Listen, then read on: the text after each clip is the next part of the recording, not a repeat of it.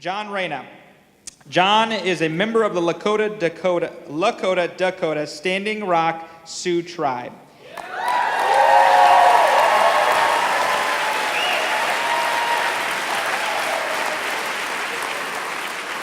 He considers himself a lifelong learner and has been committed to healthcare from a young age. He began his dedication to social justice and prayerful action almost 40 years ago as a participant of the Run for Freedom and the Longest Walk.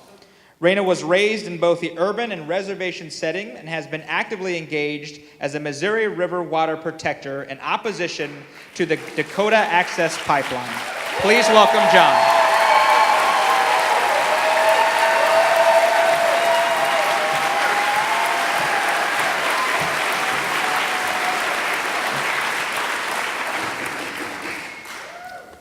There's some power in this room today. I feel honored to be here. So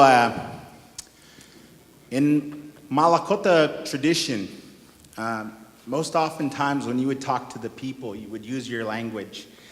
And oftentimes as a young person, you would apologize to your elders for not, for speaking in front of them when they had more experience in their life. And today, I'm in a group where it isn't probably appropriate for me to speak Lakota, but I do know that I owe my elders, but even more so, my nieces and nephews, particularly my youngest nephews, because they do speak Lakota, and they are working at that. So just a little bit about myself, as Manny mentioned, I'm Hunkpapa Lakota. Same band as Sitting Bull from Standing Rock. I grew up in the community called Akichita Haska, which is Long Soldier. And in true American revisionist history, it was renamed Fort Yates for a fallen soldier in the Battle of Little Bighorn. So you talk about insult and injury for our own district and town. So my place on this day is to talk to you about Indigenous rights. And I could spend a considerable time talking about relatives, talking about important actions and things at Standing Rock. But there's a lot of polarization after what happened in this last year at Standing Rock. There were a lot of hard feelings. There's a lot of people out there with PTSD. So I chose a different strategy. I chose a different approach, and I just wanted to beg your patience while I do that. So what are we really talking about here? For us, we're talking about this Western Hemisphere, right? And we're talking about, what about this Western Hemisphere? We're talking just about human actions and the impact of those actions. But even more so, what are we impacting? How has that happened, and why has it happened? It happened because there was a clash of cultures.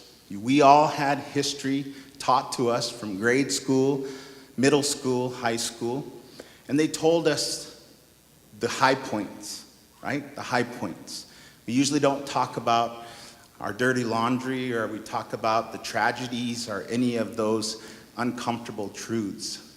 But the reality is that we're here because we're in an uncomfortable truth. And the thing about it is that it's economically driven, has been from the inception of the United States of America, has been from the European contact to the indigenous peoples here on the Western Hemisphere. And what I mean by that is that there was a system, there was an economic system that was already in play, and you all learned about it, just as I did. It was called mercantilism. It was evolved to a place where it was the molasses triangle. There was human trade for goods and things, and that continues. Only today we renamed it. You know, we want to say, is it the Trans-Pacific Partnership?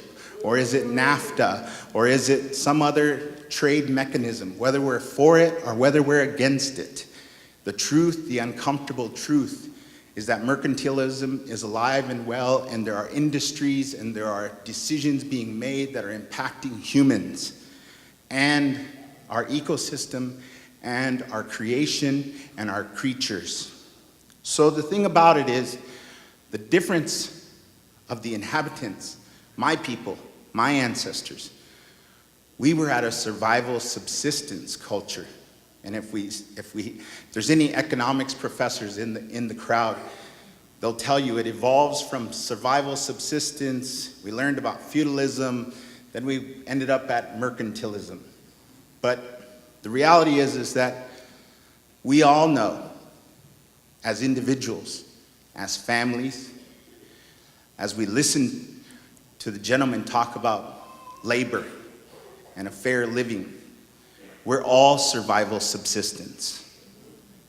Collectively, we work as something different, but in the end, it really is true that as families and individuals, we're at a survival subsistence level.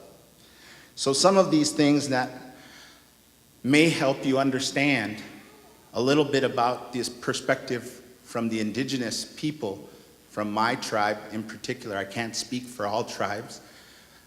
The thing that strikes me most is that when you talk about trade, when you talk about fair and just economics, the people of the Western Hemisphere who were already here have really got the raw end of the deal. And we kind of have an awareness now, more so than when I was a kid. When we were young, we had encyclopedias. There was no mass communication or social media. People know the truth much quicker now. And as a result, those of you in this last year may have realized Standing Rock exists. Standing Rock is a place, and they made a stand.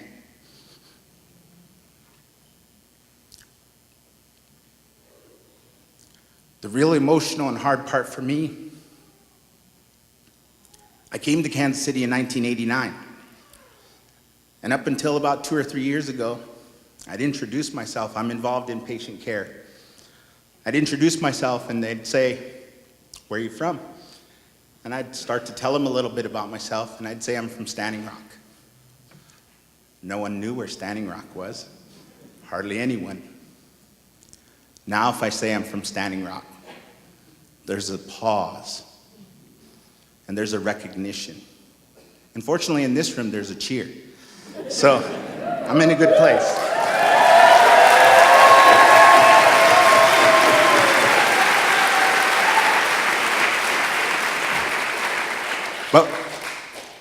But why Standing Rock is so important and why I feel honored is that I get to tell you a little something else, and that is there were good people too that came in that European contact. That's evident from this room. There were good people that were at Standing Rock who were not the indigenous people. There were white people, there were brown people, there were people from every walk that stood along with my tribe, along with my family members. And I know for myself, I wouldn't be up here talking if there wasn't a voice at the river who came when I went to pray, and that's John Kerman. He has been a voice in Kansas City for some time.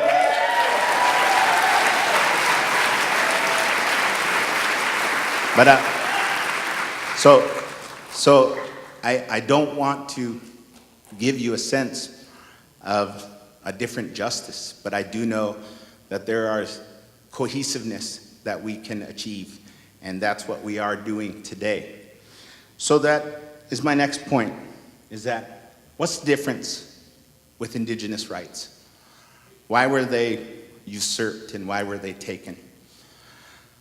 A lot of it was because we didn't understand the systems. We didn't understand what was happening. And for those of you who were here when Manny started the talk this morning and when he introduced, he did a timeline. What he didn't mention in his timeline was that just last night, the Executive Order 13754, which was granted, I believe, in 2008 by the previous executive office, gave the Native Alaskans a voice at the table in the petroleum decision-making. That was repealed last night. So the difficulty is that it's a minute-by-minute thing with this executive occupant now. And for me, it's really important that we understand what it means, especially for Indigenous people. He hung a picture of Andrew Jackson in the Oval Office.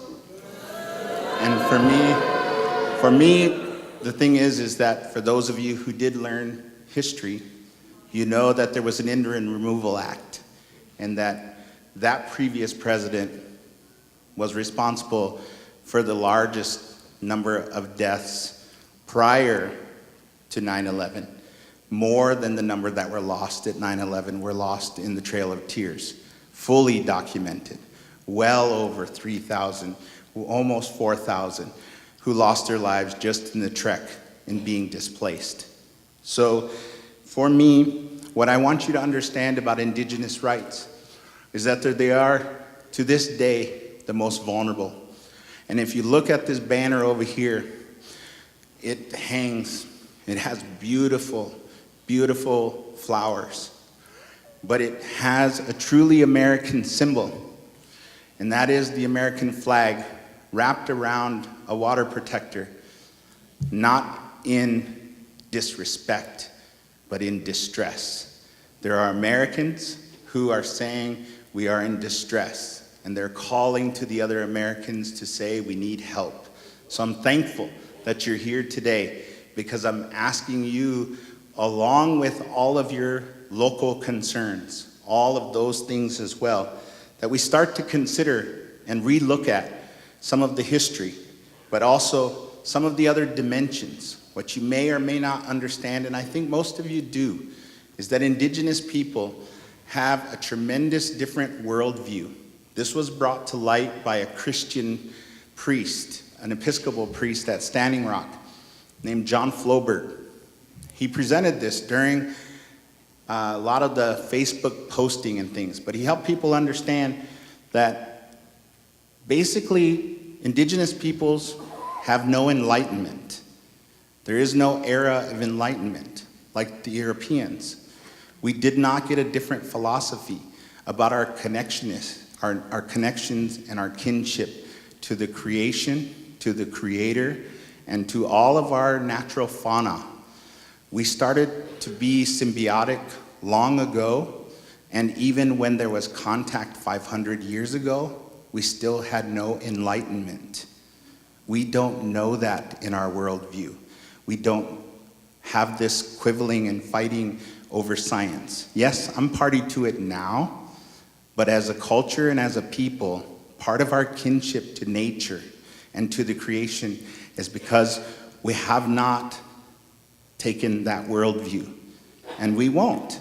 And so that helps us understand differently our science and our laws, and especially the difference between the laws of nature and natural law and man-made law.